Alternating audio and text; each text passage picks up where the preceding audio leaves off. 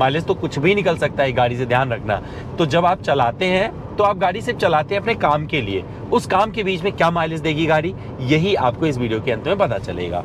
Mahindra XUV 300, लेकिन अभी बीते जमाने की बात हो गई है क्योंकि लॉन्च हो चुकी है महिंद्रा XUV 3XO। कीमत शुरू होती है लगभग 7.5 लाख रुपए से, एक शोरूम कीमत है। और जब आप टॉप वेरिएंट की तरफ बढ़ेंगे तो सब कुछ आपको 14 लाख रुपए के आसपास मिल जाता है। मैं क्या कर रहा हूं, इसके डीजल वेरिएंट को चला रहा हूं। कंपनी इससे दावा करती है कि 20.6 किलोमीटर प्रति लीटर का माइलेज देती है। नासिक से इस गाड़ी को लेकर निकला हूं। आप सबको पता है इसमें 1.5 लीटर का जो डीजल इंजन लगा है, 117 PS का पावर आउटपुट देता है और 300 Nm का टॉर्क देता है। और ये गाड़ी उत्साह से भरी हुई है और अपने इस नए वेरिएंट से ये कितना माइलेज दे सकती है एक प्रैक्टिकल कंडीशन में, ये जानने के लिए नासिक से गाजियाबाद की दूरी तय कर रहा हूं इस गाड़ी से और आपको बताऊंगा ब्रिम टू ब्रिम एक टैंक में इस गाड़ी ने मुझे कितना माइलेज दिया है। तो जो कंपनी दावा करती है वो तो दूसरी बात है, लेकिन इसने मुझे कितना माइलेज दिया है इस वीडियो के लास्ट में बताऊंगा। तो चलिए शुरू करते हैं वीडियो और आपको सैर कराते हैं नासिक से गाजियाबाद तक की, जहां पर आपको दिल्ली मुंबई एक्सप्रेसवे मिलेगा, कुछ हाईवे मिलेंगे, कुछ घाट सेक्शन मिलेगा, कुछ बम्पर टू बम्पर ट्रैफिक मिलेगा और कई जगह पर आपको दिखेंगे बहुत सारे ट्रक। तो चलिए शुरू करते हैं इस वीडियो को और आपको बताते हैं माइलेज टेस्ट करके इस नई नवेली 3XO का।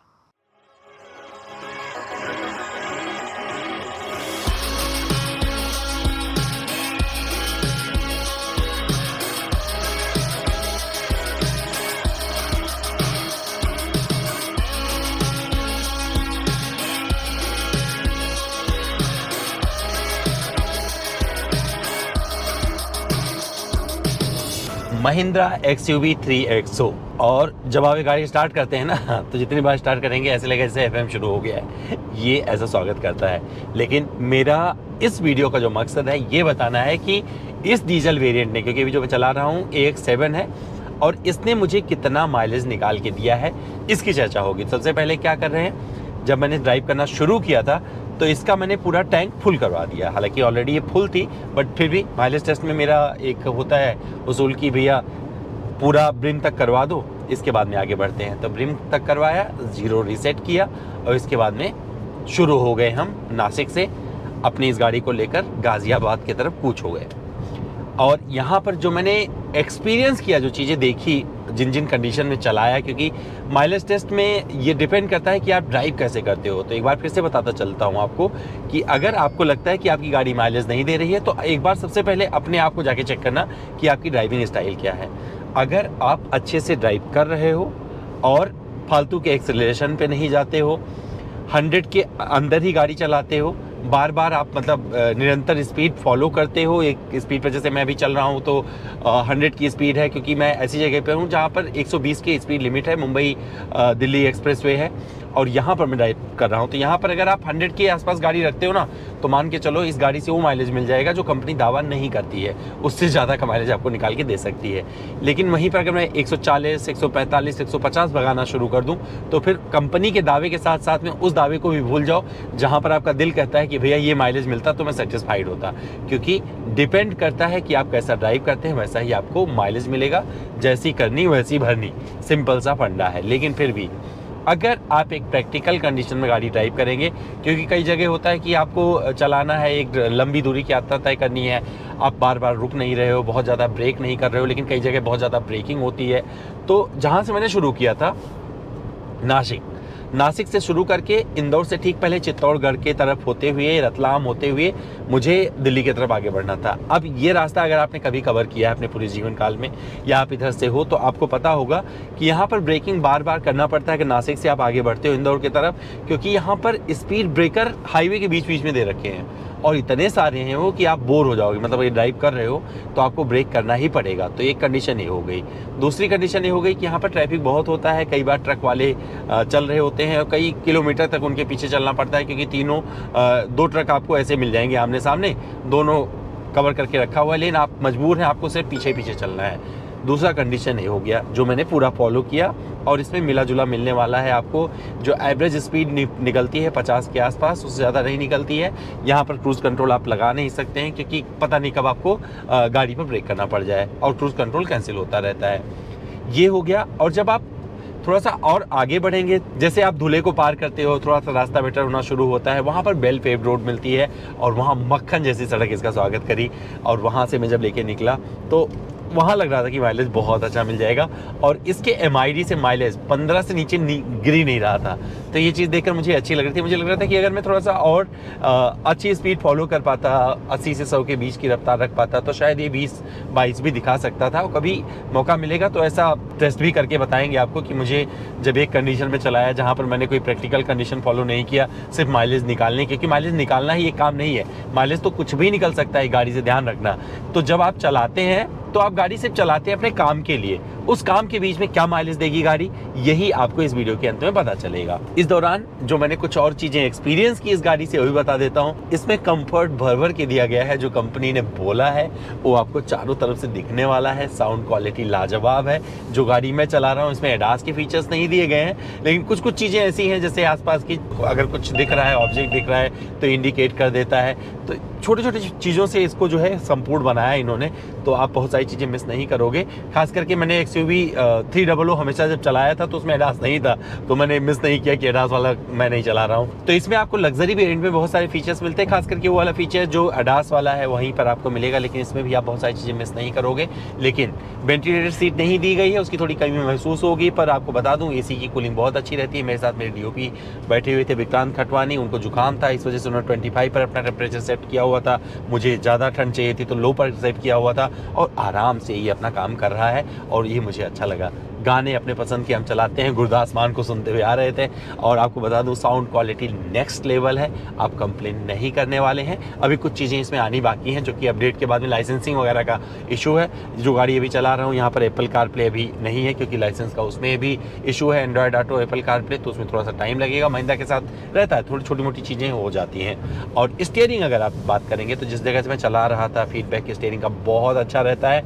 और जब आप ओवरटेक कर रहे होते हैं तो एक कॉन्फिडेंस बना रहता है। शिफ्टिंग 6 स्पीड का मैनुअल ट्रांसमिशन इसमें आपको मिलता है और ये बहुत प्रिसाइजली अपना काम करता है। क्रूज कंट्रोल लगा दीजिए, बढ़िया माइलेज भी निकाल के आपको दे देगी। वो माइलेज की ही चर्चा है पूरी इस वीडियो में, तो उसका जिक्र किया जाएगा। आपको बता दूं केबिन इंसुलेशन बहुत बेहतर हुआ है और ये मैं 120 की रफ्तार से पहुंचा रहा हूं आपको बात, तो ध्यान रखिएगा 120 की रफ्तार कहां पर कर रहा हूं। ये दिल्ली मुंबई एक्सप्रेसवे की स्पीड लिमिट है, तो इसे देख के चौंक मत जाइएगा कि मैं स्पीड का कोई रूल तोड़ रहा हूं। मैं कभी नहीं तोड़ता हूं कोई रूल।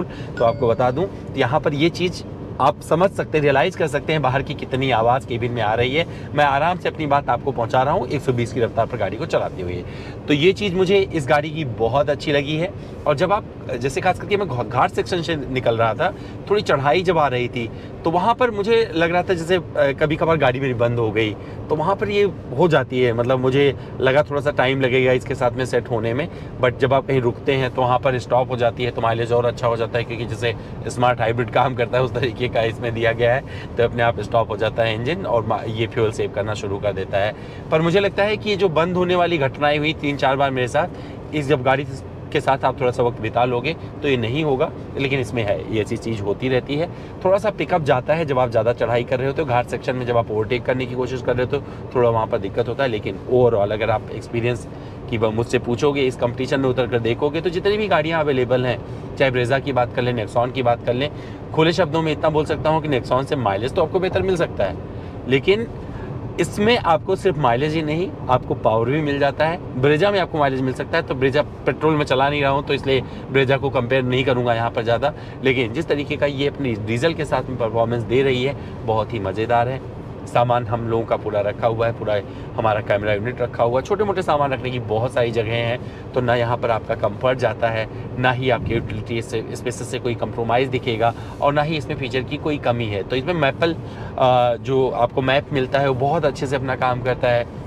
अच्छी चीज़ क्या है कि जिस सेक्शन से आप जा रहे हो, तो सपोज करो गूगल मैप क्या करता है, बताता है राइट हो जाओ, यहाँ से 30 मीटर बाद लेफ्ट हो जाओ, इसमें दिखा देता है कि भैया यहाँ से जाना है, यहाँ से नहीं जाना है। तो फीचर्स इसमें बहुत ही कमाल के हैं। कैमरे की क्वालिटी भी बहुत अच्छी लगी, लेकिन मैं आपको ज़्यादा और बताऊँगा सारी चीज़ जो मैंने एक्सपीरियंस किया है अपने उस वाले पार्ट में, जहाँ पर मैं अपना नासिक से गाज़ियाबाद का एक्सपीरियंस शेयर करूँगा। तो इसका डिटेल रिव्यू होगा, वो बाद में आएगा, उसका इंतज़ार कीजिएगा। मैं अभी क्या करने वाला हूँ, मैं आपको इसका परफेक्ट जो माइलेज जो आया है, जो इस गाड़ी ने मुझे निकाल के माइलेज दिया है, उस तरफ आपको लेके चलूँगा, क्योंकि जो मेरा परफॉर्मेंस मतलब इसके साथ मैंने एक्सपीरियंस किया है, तो ध्यान रखिएगा जो कंडीशन, एक तो हाईवे मैंने कवर किया, एक आध स्टेट हाईवे बीच में आ गए थे, फिर मैं इंदौर से लेफ्ट हो गया चित्तौड़गढ़ से वाले हाईवे पे थोड़ा सा चला उधर, और फिर मैं लेफ्ट हो गया और वहाँ से मैं रतलाम आया, रतलाम से फिर मैं दिल्ली मुंबई एक्सप्रेसवे चढ़ गया, और यहीं पर मैंने मतलब दिल्ली मुंबई एक्सप्रेसवे से ठीक पहले मैंने इसका टैंक भरवा लिया था। तो इस माइलेज टेस्ट में जो आपको दिखेगा वो सिर्फ दिखेगा रतलाम तक का सफ़र, तो वहाँ पर एक्सप्रेसवे कवर नहीं हुआ है, ध्यान रखिएगा। पर मैंने गाड़ी को चलाया, वो एक्सपीरियंस आप तक पहुँचाया है, और अभी जो मुझे माइलेज मिला है इस गाड़ी ने दिया है, अब उस तरफ आपको लेके चलते हैं, क्योंकि इसका पूरा टैंक फुल करवाते हैं और आपको बताते हैं इसने मुझे माइलेज कितना निकाल के दिया है। एग्जैक्ट माइलेज क्या इस गाड़ी का आया है वो मैं अभी आपसे शेयर करता हूं, क्योंकि पहले आप देखिए कि कितना फ्यूल मैंने डलवाया है, कुछ आप कोशिश करिए और फिर हम आगे आपको बताते हैं इस गाड़ी ने मुझे कितना माइलेज दिया है। लगभग 34 लीटर डीजल में XUV 3XO ने कवर किया है डिस्टेंस लगभग 472 किलोमीटर का। क्योंकि एक्सप्रेसवे पर चढ़ रहे थे तो मुझे लगा कि आगे अगर नहीं पे फ्यूल पंप मिलेगा तो दिक्कत हो जाएगी। 140 की रेंज बची हुई थी, तभी मैंने दोबारा डीजल इसका फुल करवा लिया। और आपको बता दूं माइलेज लगभग 13.5 किलोमीटर प्रति लीटर का दिया है। लेकिन इसमें बहुत सारे कंडीशन ऐसे थे जो रोज़मर्रा के कंडीशन में आपके सामने आते हैं, क्योंकि ज़रूरी नहीं है कि आपके सामने ऐसे ही वेल पेव्ड रोड आ जाए। आप शहर में होते हैं, शहर से गुजरते हैं, ब्रेकिंग करते हैं, बार बार गियर शिफ्ट करते हैं, ब्रेक लगाते हैं, ओवरटेक करते हैं, खराब रास्ते से गुजरते हैं, तो अगर इतना माइलेज मिल जाता है तो मुझे लगता है परफेक्ट है। क्या आपको ये माइलेज परफेक्ट लग रहा है? कमेंट करके जरूर बताइएगा। इस माइलेज टेस्ट में फिलहाल इतना ही, फिर मिलता हूं आपको इसके एक डिटेल्ड रिव्यू वीडियो के साथ में, तो उस वीडियो को देखने जरूर आइएगा, इंतजार कर रहा हूं।